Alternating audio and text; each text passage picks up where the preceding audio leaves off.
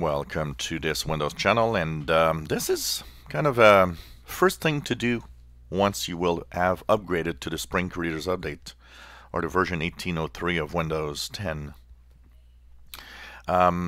Every time there's a major update to Windows, it's unfortunate, but some of the settings are reset back to default.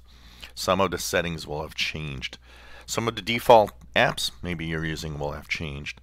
So what I would recommend as a first thing to do after you upgraded to the new version of Windows 10 that will come out in the next couple of weeks, check your defaults and check your settings. One of the places where probably it's the most interesting to look at and that you want to check is especially the privacy settings. Make sure that all the privacy settings have been kept either to what you wanted, or if they have not, well, of course, change them back to whatever you want. Remember that the privacy settings have new structure. There are new items in there that you might want to take a look at. And of course, we'll take a look at all of these privacy settings one by one. Once again, as every version of Windows has tweaks on this, I think it's important. For the rest, look at every little detail that you have changed. Maybe you have personalized something, and of course, you will often notice that something has changed in your settings, but that is one of the first things.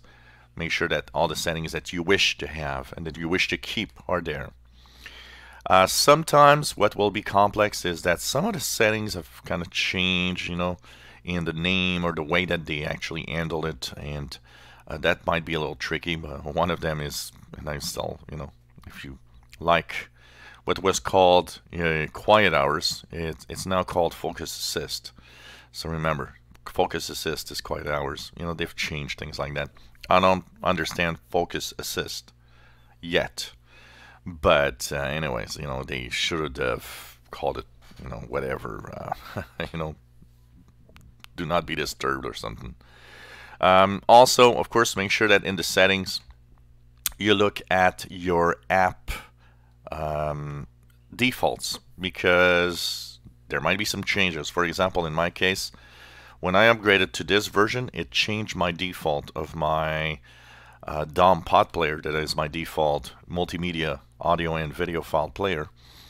And in the default apps, it actually changed it back to what was movies and TV, which I don't want because it's not something that I like to use, and it doesn't play everything that I want. So make sure that in your browsers, your thing, web browser, make sure that it's changed, not changed, and you're still at the your favorite browser that you want to have. Really, it's kind of going around your settings, making sure that nothing has changed, that your default apps are there, and hopefully this is going to be okay. So that is the first thing to probably do on your new version of Windows. Make sure the settings are all right. If you enjoy my videos, please subscribe, give us a thumbs up. Thank you for watching.